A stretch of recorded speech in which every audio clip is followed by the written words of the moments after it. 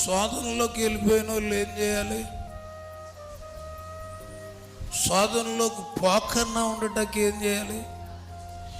వెళ్ళిపోయినోడు బయటికి రావాలన్నా ప్రార్థన చేయాలి, వెళ్ళకన్నా ఉండాలన్నా.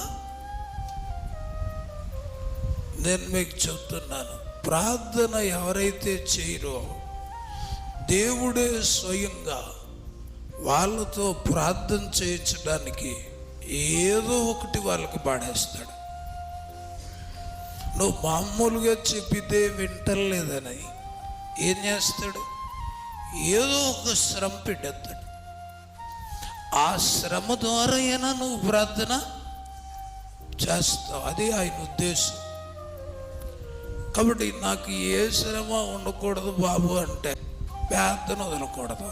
దేవుడికి స్తోత్రాలు. శ్రమ రాకుండా ఉండాలన్నా ప్రార్థనే, శ్రమలోకి వెళ్ళకుండా ఉండాలన్నా ప్రార్థనే.